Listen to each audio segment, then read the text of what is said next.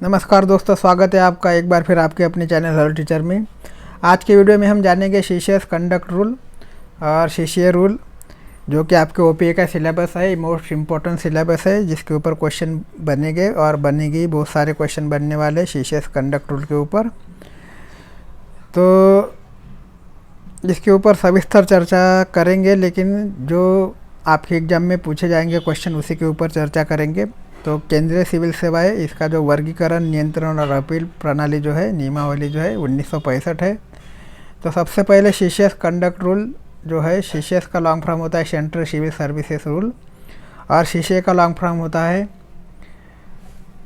Classification, control and appeal. ठीक है, तो इनके ऊपर अभी चर्चा करेंगे। इसके टोटल 9 भाग है। 9 भागों में क्या क्या चर्चा होने वाली है, इसको संक्षिप्त में देख लेते हैं।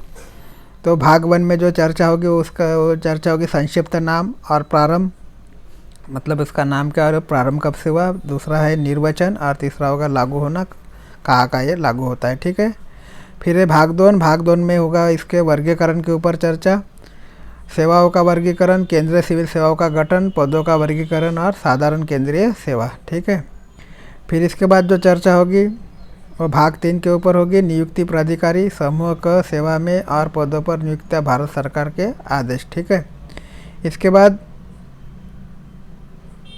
भाग 4 में जो चर्चा होगी वो निलंबन के ऊपर होगी।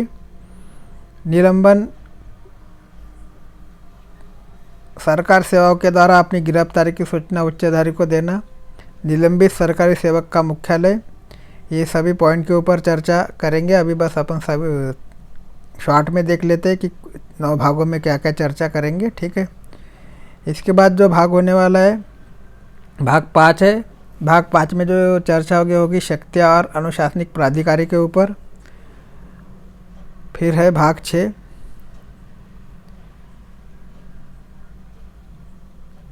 भाग 6 में जो चर्चा होगी शक्तियाँ अधिरोपित करने की प्रक्रिया। इसके बाद है भाग 7।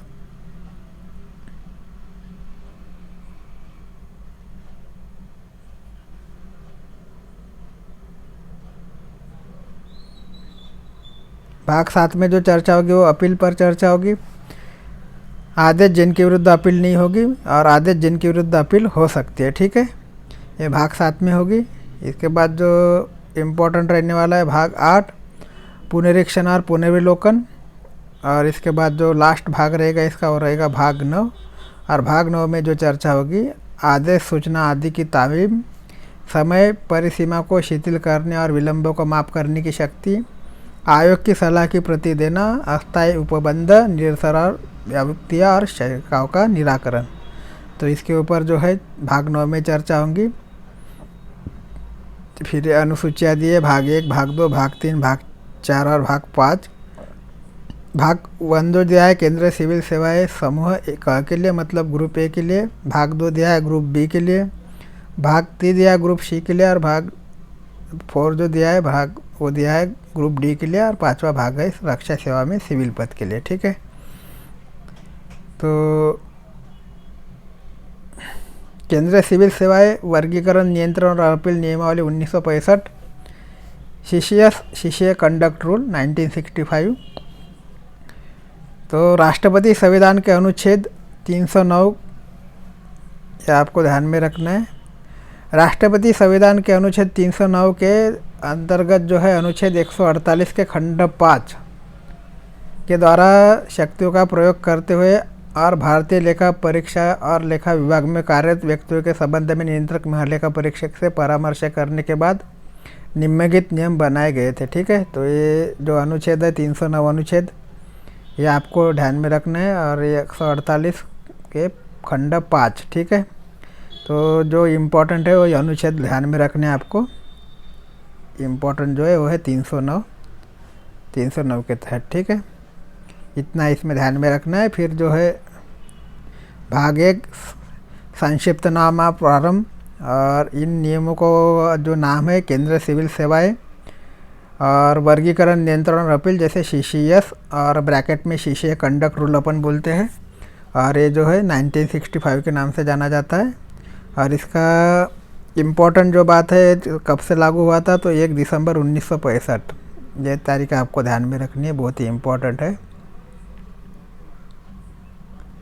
नाम से ही पता चलता है कि 1965 में लागू हुआ था, लेकिन जो डेट है 1 दिसंबर, ये आपको ध्यान में रखना है।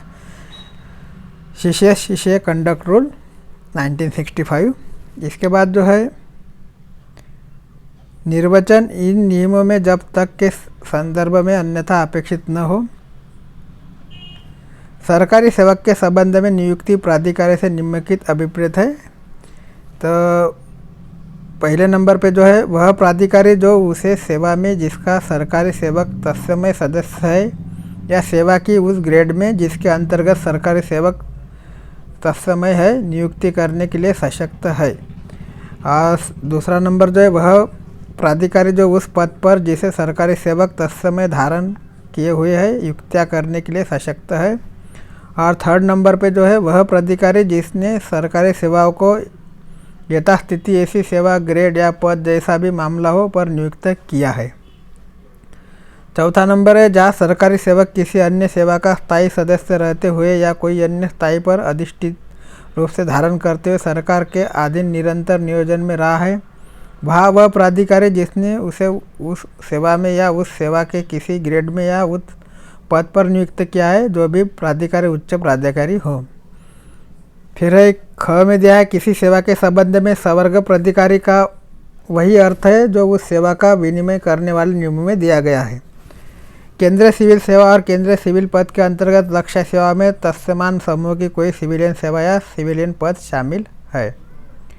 आयोग से संघ लोक सेवा आयोग अभिप्रेत है।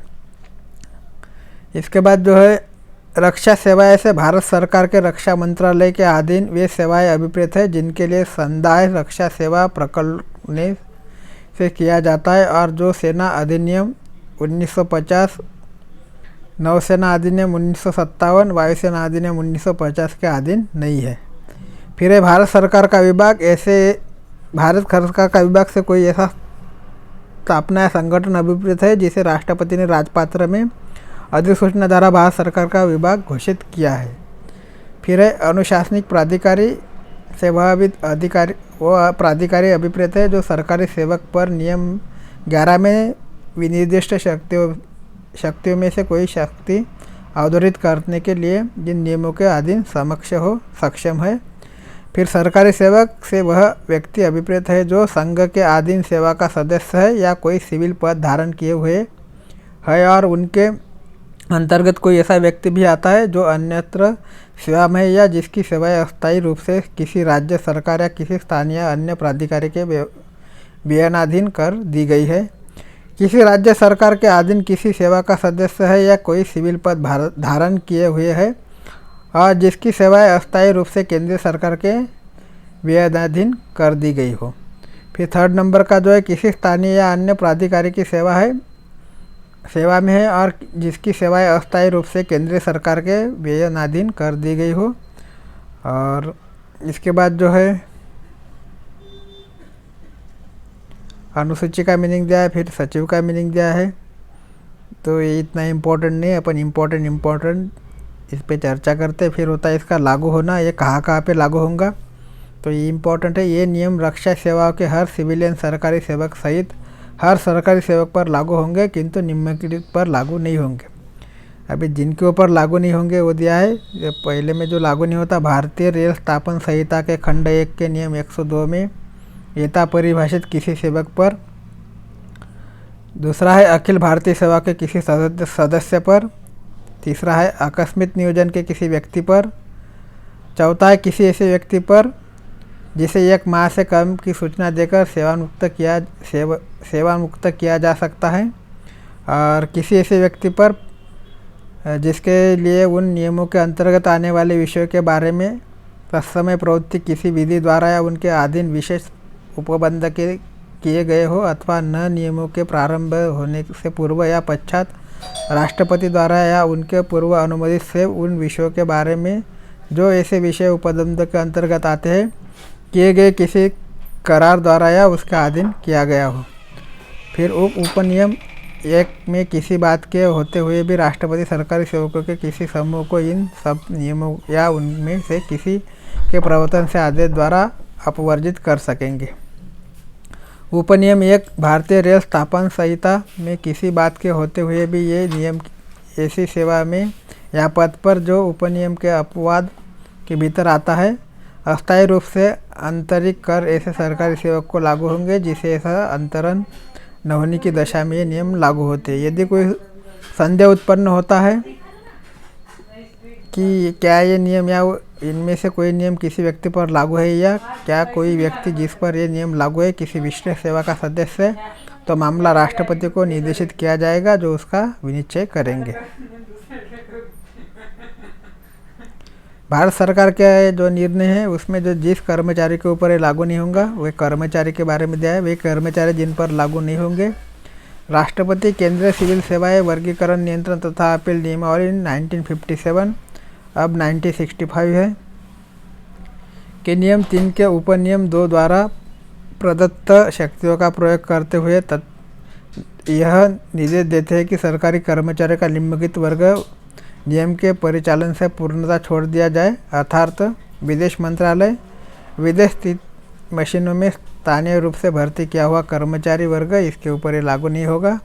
फिर है संचार मंत्रालय, डाक तथा तार विभाग, अतिरिक्त विभागीय एजेंट्स, नियमित स्थापना में लाए गए कर्मचारियों से विभिन्न कर्मचारी वर्ग जिनका महीनेवार भुगतान आकस्मिकताओं में से किया गया है।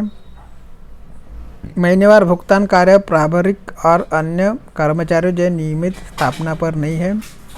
दैनिक दर के ऐसे कर्मचारी जिन्हें आकस्मिकताओं में से भुगतान किया गया हो। दैनिक, साप्ताहिक, मासिक रूप से भुगतान किए गए दैनिक दर के कामगार और हमेशा गर्म मौसम और मानसून स्थापना और अविभागीय तार और दूरभाषक संचालन। फिर गृह मंत्रालय, दिल्ली विशेष पुलिस स्थापना में पुलिस निरीक्षक की रैंक तक के पुलिस अधिकारी। फिर शहरी विकास मंत्रालय, राष्ट्रपति उद्यान स्थापना और संपदा कार्यालय, पर्यटन और सिविल विमानन मंत्रालय और निर्माण और परिवहन मंत्रालय। इसमें जो पहला नंबर है विदेश में पर्यटन कार्यालय में स्थानीय रूप से भर्ती किया गया कर्मचारी वर्ग और सेकंड में है मंगलोर परियोजना और तुर्तीकोरिन बंदरगाह परियोजना के कार्य प्रभावित कार्मिक। फिर है भाग 2, भाग 1 यहाँ पे अपना समय खत्म होता है। तो दूसरा जो है वर्गीकरण, सेवाओं का वर्गीकरण। संघ की सिविल सेवाएं व निम्नलिखित रूप से वर्गीकृत की जाएंगी। केंद्रीय सिविल सेवाएं समूह क मतलब ग्रुप ए, केंद्रीय सिविल सेवाएं समूह ख ग्रुप बी, केंद्रीय सिविल सेवाएं समूह ग ग्रुप सी और केंद्रीय सिविल सेवाएं समूह घ ग्रुप डी। तो इसमें 4 ग्रुप आते हैं। यदि किसी सेवा में एक से अधिक ग्रेड है तो ऐसी सेवा के विभिन्न ग्रेड विभिन्न ग्रुपों में सम्मिलित किए जाएंगी। केंद्रीय सिविल सेवाओं का गठन। केंद्रीय सिविल सेवाएं समूह क, समूह ख, समूह ग और समूह घ मतलब group A, group B, group C और ग्रुप डी की अनुसूची में विनिर्दिष्ट सेवाओं की सेवा और ग्रेड से मिलकर बनेगी।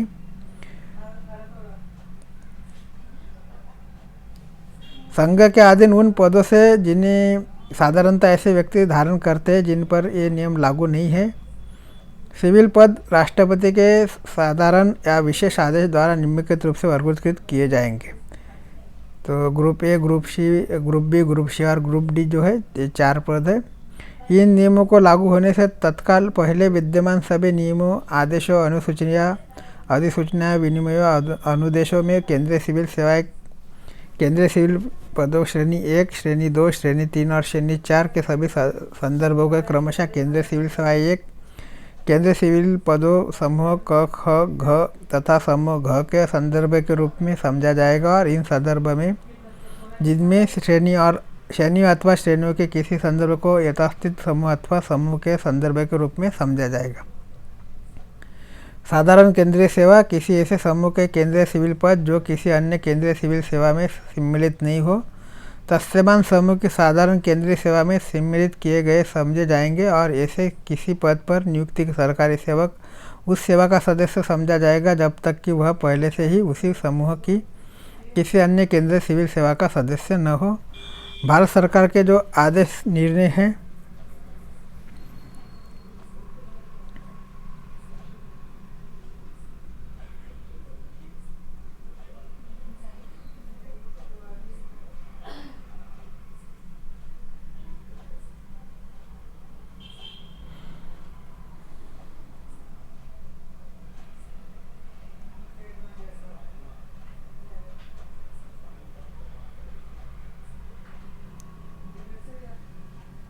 तो जो इम्पोर्टेंट है अभी वो है केंद्र से जिसका अपन ग्रुप ए का पद जो है, ग्रुप बी का पद है, ग्रुप सी का जो पद है और ग्रुप डी का पद है वो ग्रुप ए का जो पद है केंद्रीय सिविल पद जिसके वेतन या वेतनमान का अधिकतम 13,500 रुपये से कम नहीं है, वो ग्रुप ए में आते हैं। फिर है केंद्रीय सिविल पद जिनके वेतन या वेतनमान का अधिकतम 9,000 रुपये से कम नहीं है परंतु 13,500 रुपये से कम है, वो ग्रुप बी में आते हैं।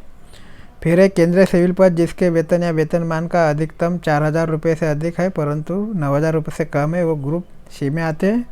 और केंद्रीय सिविल पद जिसके वेतन का वेतनमान जो है अधिकतम 4,000 रुपये या उससे कम है, वो ग्रुप डी में आते हैं। ठीक है, ये इनका ग्रुप ए, ग्रुप सी और group A, group B, group C और ग्रुप डी के अंतर्गत कितनी वेतन श्रेणी आती है इसके बारे में है और ये भी इम्पोर्टेंट है, आप इसका स्क्रीनशॉट लेके रख दीजिए।